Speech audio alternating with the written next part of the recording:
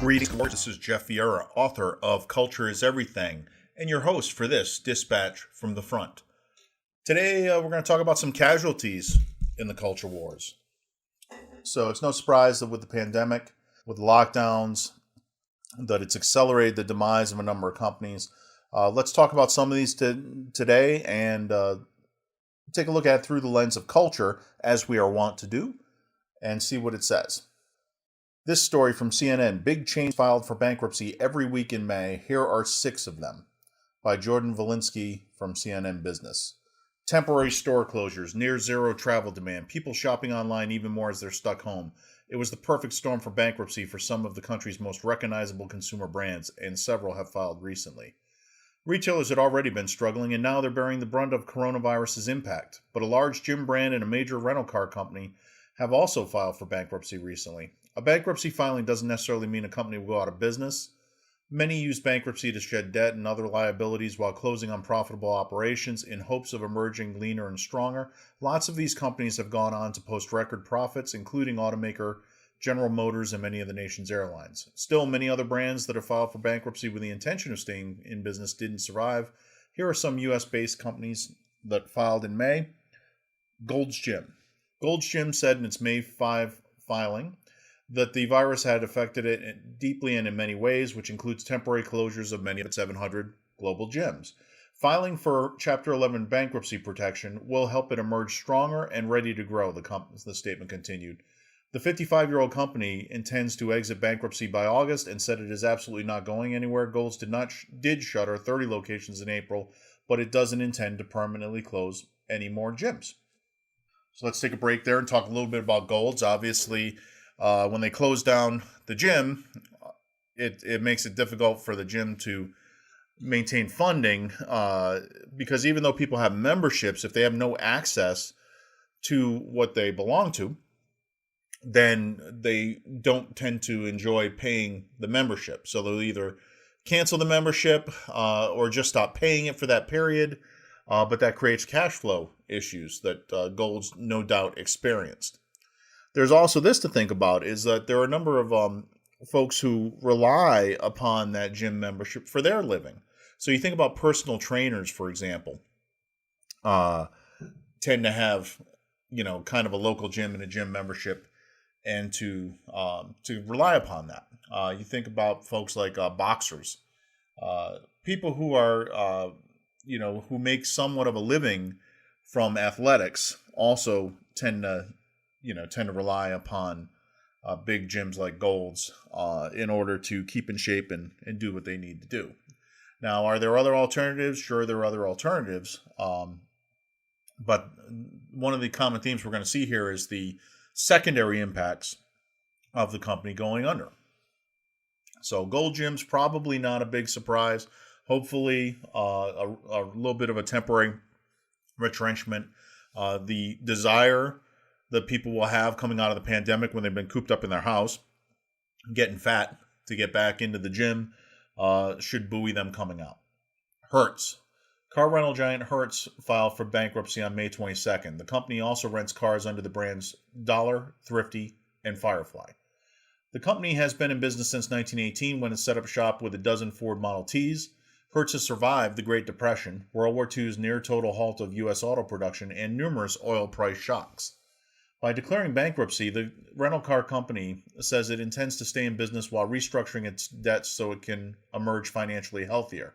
The impact of COVID-19 on travel demand was sudden and dramatic, causing an abrupt decline in the company's revenue and future bookings, the company said in a statement, noting that uncertainty remains as to when revenue will return and when the used car market will fully reopen for sales, which necessitated today's actions.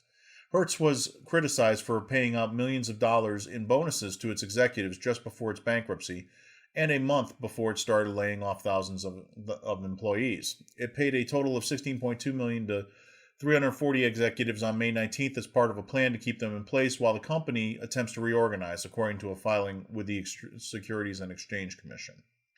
Okay, so a little bit more to unpack here with Hertz. Obviously, the travel ban was the big reason for their demise. Hertz was like all rental car companies, was doing pretty well.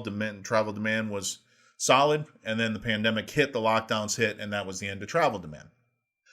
This is a good one to look at the secondary impacts as well, because aside from just Hertz as an employer, you have to consider that Hertz has a relationship with auto dealers on both ends. So all the rental car companies, you'll notice, tend to have sizable fleets of cars, and they're always late model cars. Automotive manufacturers have taken advantage of the relationship with the rental car company in order to get people to kind of take extended test drives of their latest vehicles. So when you go out and rent a car, you'll notice that aside from the standard components of the fleet, there are always available some options that are kind of the high end of that automaker's line, where people, especially for personal travel, vacation travel, they might want to give a try at that latest and greatest car. It's a cheaper way of seeing if you like it before you invest that much money in it. So you go on a road trip, you tool around in it, you see how it works for you, and then you make a decision as to whether you're going to do it.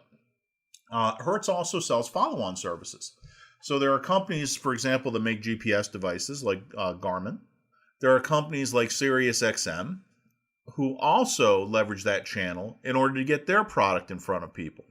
And so that, with Hertz going bankrupt, that's a lot of at least temporary lost sales for those companies. And then Hertz itself sells those cars once they're done with their useful life. From a rental car perspective, they're still new cars, and if people want to pick up a later model car on the cheap, it's well known that you can go get a car that used to be in the rental car fleet, because they sell them to used cars companies after they're finished with them as a rental. So those dealers now are not able to get the same deal on those cars because they're not being used. So the Hertz is basically holding on to the fleet. Surely there'll be some shrinkage in the fleet as a result.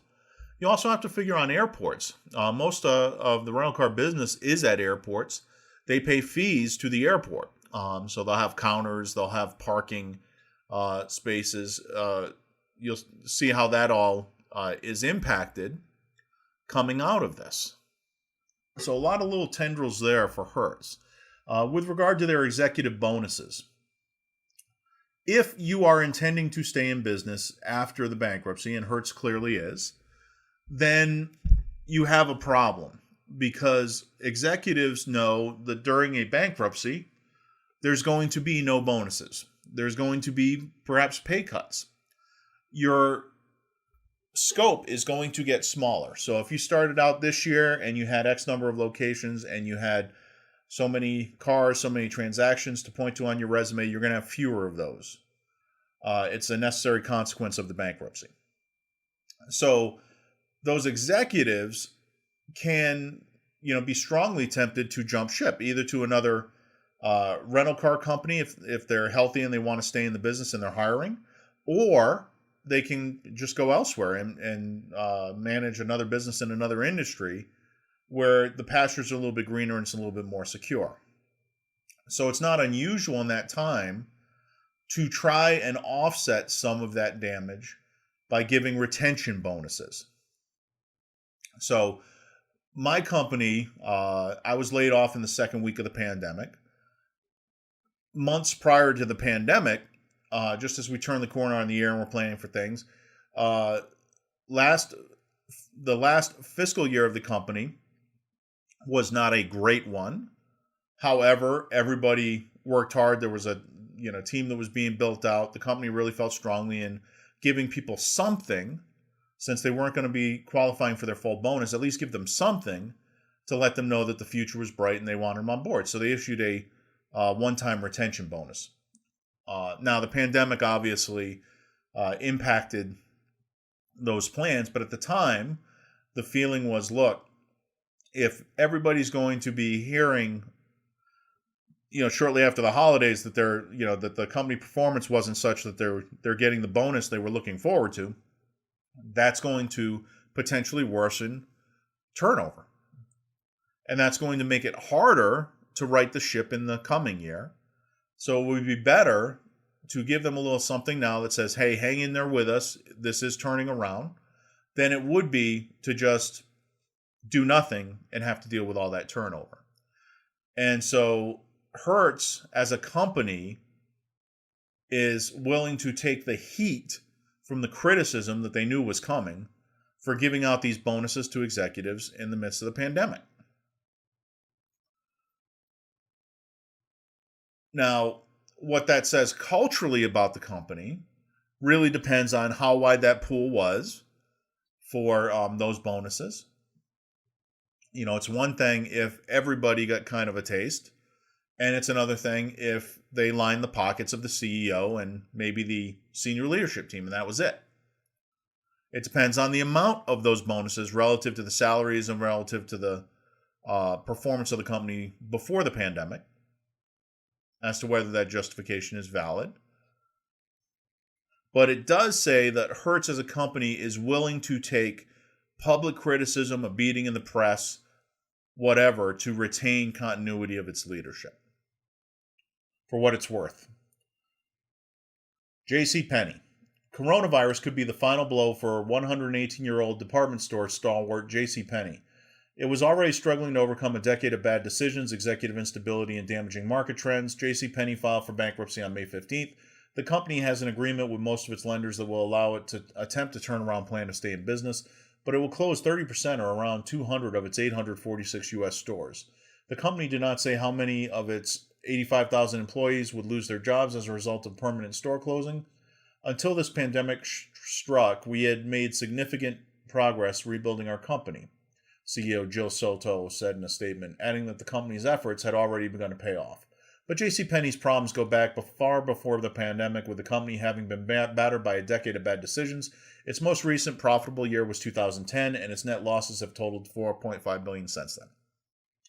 And the entire department store sector has suffered as more consumers shop online. Big box discounters like Walmart, Target, and Costco have also proved to be competition, offering shoppers lower prices and a selection of items not found in department stores such as groceries.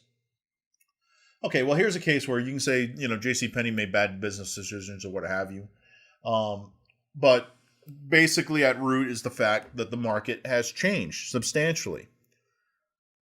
Before online e-commerce really took off, the malls, that hub model that they had where JCPenney was one of the anchor stores in a mall, made a lot of sense. You would have a big store with a lot of options like JCPenney, and then you would have a couple of other stores, sometimes offering a similar array at either higher or lower prices, sometimes offering specialty things. You think here like Restoration Hardware, for example. You think here like bookstores or Spencer's Gifts, those kind of things. And you would kind of fill in those slots in a mall, and there would be enough variety in the offerings to warrant going to the mall, strolling the mall. So walking the entirety of the mall, you would literally come in one door and walk from one end to the other and back. That used to be the common customer experience in a mall. But over time, with e-commerce, that changed. Now you could find that wide array of products and never have to leave your home. And that became, and as pricing and shipping became comparable, then it became better to do that. And what you found over time was that the clientele of the mall changed accordingly. So pretty quickly there, most of your standard customers were ordering things online. And so that left the mall basically to teenagers who used it as a hangout and senior citizens who didn't really warm to the e-commerce initially and preferred to go in person and make kind of an event of their shopping. And also, increasingly, there was seniors who would go even when the stores weren't open just to walk the mall to get the exercise in a kind of safe, climate-controlled environment. J.C. Penney didn't really shift with that change in demographic for who was in the malls. So it really would have been wiser for them to target more for the teenager and more for the senior citizen. But instead, they kept kind of trying to attract customers who were no longer even setting foot in the malls. You combine that with everybody trying to do e-commerce, and why order from J.C. Penney online per se. I don't know. I don't know what the relative advantage would be for them. So you wind up in a situation where they had to make a lot of investments in things that didn't really pan out, while their core business was cratering. Then you add in, hey, that real estate that used to be so lucrative, used to make a nice profit on it, is no longer so. And then as other stores start to founder, those malls start to get hollowed out. And as they're hollowed out, fewer people keep coming to them. And that just worsens the problem. So you get this death spiral pretty quickly. JCPenney did not respond to the death spiral in time.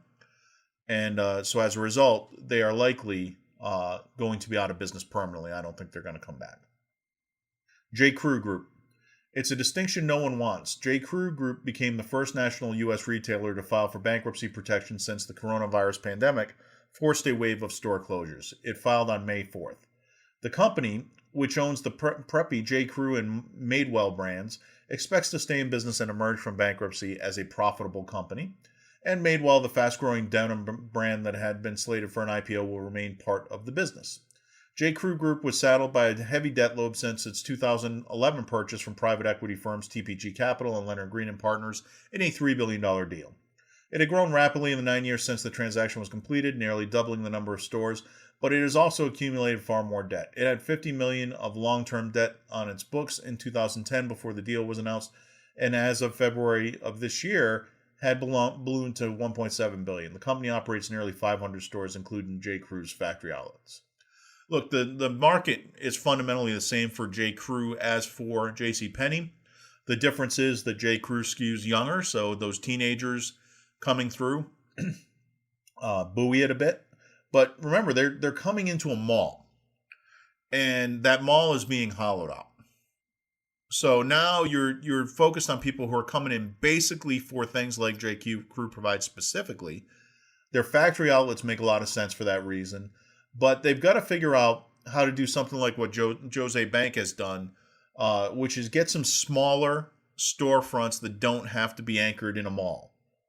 So if you're destination shopping for people, then you can do that. You can maybe put in a couple of amenities. Hey, throw a couple of video game machines or something in there. Something that can make it a hangout for teenagers. That would be wise for J. Crew to do if they're truly going to make a go of it. If they're latching their wagon still to the malls aren't coming back. I don't know. Maybe someone will find a secret sauce that will make the malls attractive again. But malls are going to be a very boutique thing, so I wouldn't count on it. Neiman Marcus. Luxury retailer Neiman Marcus, which filed for bankruptcy on May 7th, said the restructuring agreement with the creditors will allow it to substantially reduce debt and position the company for long-term growth. The company's history goes back 113 years to its first store in Dallas, which is still its home base. The company also operates the Bergdorf Goodman and Last Call chains. Neiman had 669 stores among the three brands as of last year. Wow, 69 stores. That is not a lot of stores. In March, just days before the pandemic prompted mass store closing, the company announced plans to permanently close a majority of its 22 Last Call outlet stores. Its fate was very possibly sealed in 2013 when Ares Management and the Canada Pension Plan Investment Board paid $6 billion in a leveraged buyout, taking the company private. The big issue with Neiman is that the private equity companies paid too much and layered on too much debt. Steve Dennis, a retail consultant and former Neiman executive, previously told CNN Business. Yeah, Neiman is kind of at the other end of that spectrum. So, JCPenney was on the value side of things. You've got J. Crew, which is more mainstream teenager kind of clothing. And then you've got Neiman Marcus, which was kind of the high-end department store, the the joke about Neiman Marcus is that it really stands for needless markup. So it was kind of the place that if you were going to the mall and you felt like you were lowering yourself by going to a mall, you could go to Neiman Marcus and have kind of that New York, Saks Fifth Avenue kind of customer experience that made you feel a little more like a high-end, high-class customer, right? So the fact that they have so few stores now kind of tells the story there. Because it really represents the fact that their buying power isn't what it once was. So now the prices are even worse. You come out of this pandemic and, people have been hurt financially. So now spending a lot of money on things when you can get them cheaper elsewhere, especially online, it just doesn't make a lot of sense. You don't value the customer experience that much. So for Neiman, number one, I don't think they're going to survive. But if they were going to survive, they need to look at providing some sort of upscale equivalent, of upscale services equivalent to what we recommend for the teenagers there in J. Crew, to bring them in and make Neiman a destination again for that population, whatever that may be. But I don't know if they can do that because they're so small now compared to what they were. There's so much debt. They're not really going to be interested in investing more money into it. I think the likeliest thing is they're just going to get rid of it. Maybe they'll sell the brand name to something else or what have you, because the brand name's probably still pretty good. But it just says, yeah. Anyway, I'll get to that with the cultural wrap-up.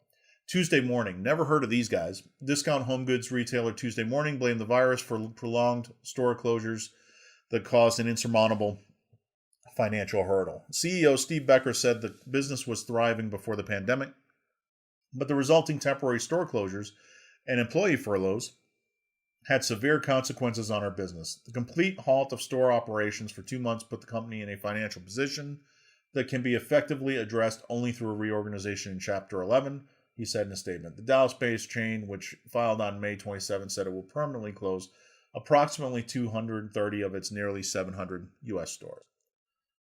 Okay, so those guys, it's interesting. When you look at the lower end of the retail market offerings, you see that your volume is kind of everything. You have a choice, right?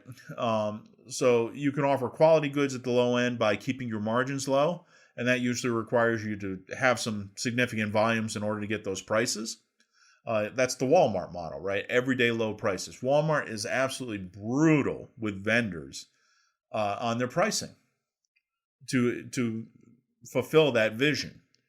But Walmart is so attractive as a channel because of the volume that it's worth it to those vendors to put up with that. It's similar for kind of Lowe's, Home Depot, for people making things to go in hardware stores. For things like Dollar Store, which, and those related, Family Dollar, Dollar General, those kind of stores, it's a little bit different, because I think most of their stuff they're taking is stuff that's about ready to expire. So they get it kind of in a secondary market from the wholesaler cheap. Things that don't really sell well. So, maybe they got into a Walmart and they just didn't sell. And so now they have a lot of inventory on hand. They need to get rid of it. They use that channel. It's hard for them if they don't have enough volume. So when you're looking at closing 230 stores, that puts you down to 470 for Tuesday Morning. It's going to be, that's going to be a real problem. And of course, they talked about the lockdowns. They make their money based on how fast they can turn this stuff. And especially if you're getting a bunch of stuff that has shelf life associated with it, well, that shelf life is going to be expired. It's going to be worthless to you. So those lockdowns can really hurt those kind of businesses. You think about, I wonder how Food Lion's doing, for example, or Aldi. Those value grocery chains, which are kind of known for getting stuff when it's just about to expire. They can offer it more cheaply as a result. But man, that I guess the lockdowns wouldn't hurt them because grocery was still kept open. But any supply chain disruption probably would have been really problematic for them too. So anyway, that model just doesn't seem to be a very viable one when you have events like this. So overall, what does it say about culture? So we got some names here that you recognize, fairly big names. I think there's a couple of things to be said. Number one is some companies develop a culture of bankruptcy. And by that, I mean that they go through bankruptcy often. They try and fail, and they're basically held alive as kind of a zombie company because their name is out there. So JCPenney, it's kind of like Sears in that regard, right? Always in trouble, never really seems to successfully reinvent itself. And as a result, I think you get into a situation where if the talent that they attract to that company probably has one foot out the door. I work for a company where the leadership team of the company didn't live anywhere near the headquarters. And it's hard because that company was going through a cultural transformation. It's awfully hard to get anybody else invested in the culture transformation when they know that. If you weren't even willing, despite being paid, despite having relocation benefits, all that, if you weren't even willing to move your family for this opportunity, then what does it say about your belief that it'll be successful? You're not living out the culture there. You can stand up in front of everybody and say, hey, we're going to turn this around. We're going to make things happen. Everything's going to be great. And when it came to you to make a sacrifice that anybody else would have made, and you didn't, well, that tells the story, doesn't it? And so I think that's what you see with those companies where a culture of bankruptcy kind of settles in. And it becomes almost normal to go through that process. So you have to be careful of that. Any company that's been through bankruptcies in its recent history, be wary of the culture there. Be on the lookout for people that are kind of just there to make a quick buck and then move on. Those are companies that tend to be cultural basket cases, right? Some of these other companies were just they're holding on to a culture that is no longer conducive. It's not valued in the marketplace. Okay, so you think about it with Neiman Marcus in particular. It's just their model is kind of set in the 80s and 90s. That's gone now. They need to be more in touch with what people at that segment are looking for in an experience and deliver that. J. Crew's probably a couple of years behind them, because teenagers' tastes always change, right? So one of the things that'll help save you from these kind of oscillations is to make your company nimble. And to make it nimble, that means that you have to be very close to the customer. So having a value on customer service is important. You have to have a value of open communication, because in a lot of these companies, they get so invested in their old culture, what was providing them success in the past, they hold on to it way too long. Kodak had the patents for digital cameras, but Kodak saw itself as a film company, and they held on to film way too long, and it killed their company. Because everything, of course, became digital. Why? Because once the technology became cheap and widely available, customers preferred not to have to go develop film. Period. They could have their photographs in their computer almost instantly. And Kodak resisted that because their culture was a culture around film. It's a silly thing in retrospect. Why would you? It's kind of like building a culture around the engine in a car. Well, if everything else is going electric, at some point in the future, then why would you do that? Why would you not make that transition? Why would you view it as, the only thing I can do is the internal combustion engine? It seems kind of silly. It's not necessary for the experience. Kodak was about taking people's memories and making them concrete. That was the purpose of their company. So whether that concrete was digital and then printed, or whether that concrete was printed on film, what was the difference? But they were so resistant to it that they cost themselves. So you have to look for these things and see if a company in an industry which is in real trouble is still holding on to a fast follower or a last follower kind of strategy. That's not a culture you want to be a part of. It's not a culture you want to invest in, because they're just going to get eaten. And that is my take on 6 bankruptcies in May. Have a great day.